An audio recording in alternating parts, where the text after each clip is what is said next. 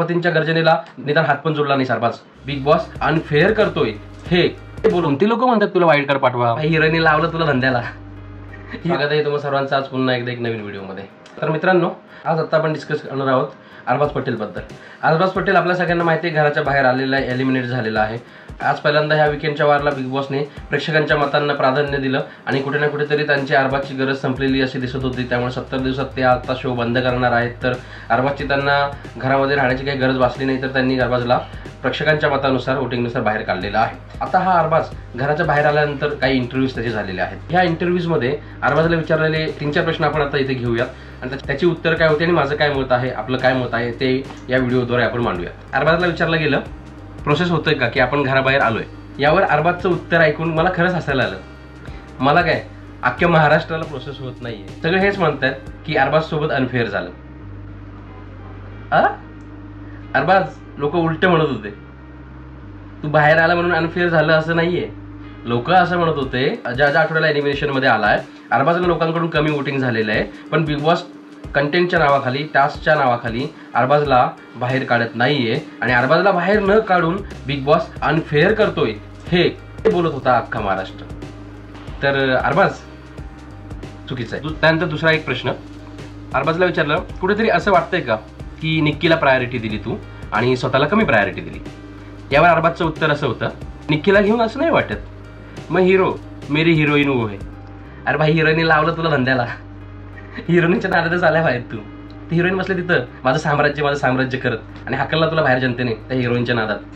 अरबाज तुझा गेम चांगला होता, थोडंसं ॲग्रेशन जास्त होतं, ते एक पटत नव्हतं, पण टास्क तू खेळत होतास. आतापर्यंत बिग बॉसच्या सीझन्समध्ये टास्क चांगले जे खेळले ते तू खेळलेस, परंतु कुठेतरी तुझं ॲग्रेशन हाय लेवलला असल्यामुळे आवडत नव्हतास आणि तू त्या निक्की बरोबर राहून जे काही चाळे केलेस ना त्याच्यामुळे अख्खा महाराष्ट्राने हेट केले तुला.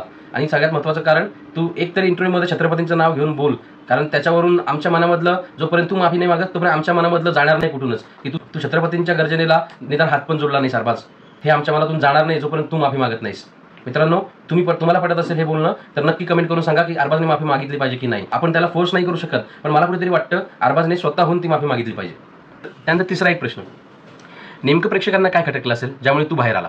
अरबाज म्हणतो काय खटकलं नसणार. लोक म्हणतात वाईल्ड कार्ड पाठवायला. कोणती लोक म्हणतात तुला वाईल्ड कार्ड पाठवा.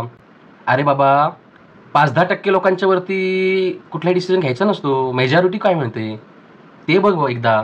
5-10% तर तुझे PR लोक पण कव्हर करत असतील.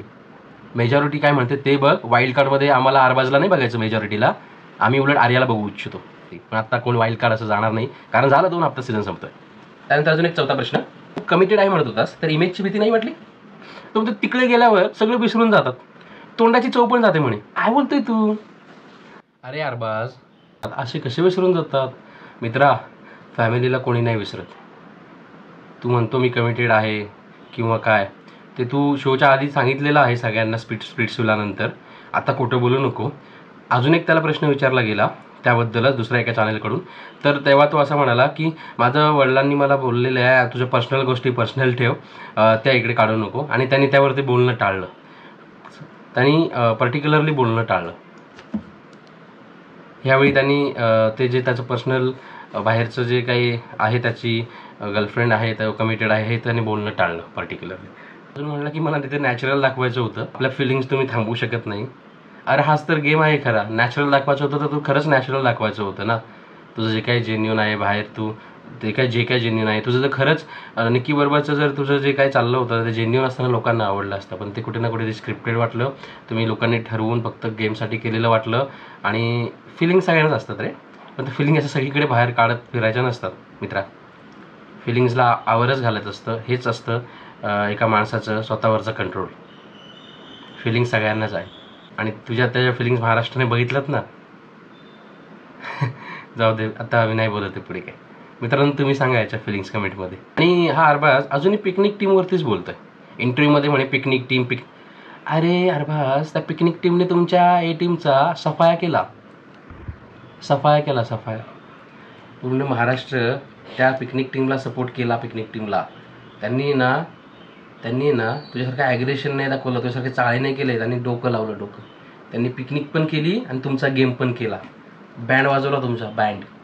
अख्खी टीम आली तुमची बाहेर. ती पिकनिक टीम करते तिकडे पिकनिक अजूनही. ते बघ काय रडत बसलाय पिकनिक टीम. शेवटी ट्रॉफी महत्त्वाची. कोणी तिथं काय केलं, पिकनिक केली का चाळी केले हे महत्त्वाचे नाही आहे. तर तुम्ही पण अरबाजचा इंटरव्ह्यू ऐकला असेल. तुम्हाला काय वाटलं? तर मला तर असं वाटलं की अरबाजने एकाही प्रश्नाचं धड उत्तर दिलं नाही. सगळी गोल गोल जिलेबी घातली आणि सगळं काही घाशाघोशा म्हणून टाळला लगेच इंटरव्ह्यूजमध्ये. एक काही प्रश्नाचं उत्तर हे अरबाजने व्यवस्थित दिलं नाही. सगळं गाव फिरून शेवटी परत गावाच्या मेन चौकात येऊन परत म्हणायचं हा आलो. काही नाही त्यांनी इंटरव्ह्यू तुम्हाला काय वाटतंय, त्यांनी प्रॉपर इंटरव्ह्यू दिला का, किंवा त्यांनी जेन्युइन आन्सर दिले का? मी बोलतो त्याचं खरं असेल तर व्हिडिओला पहिलं लाईक करा, आणि जर तुम्हाला वाटत असेल की तुमचं जे मत आहे ते तुम्ही खाली कमेंटमध्ये मांडू शकता. असंच आपल्याला जे पटणार नाही ते मुद्दे आपण मांडत राहू. भेटूया पुढच्या व्हिडिओमध्ये. तोपर्यंत थँक्यू सो मच. धन्यवाद.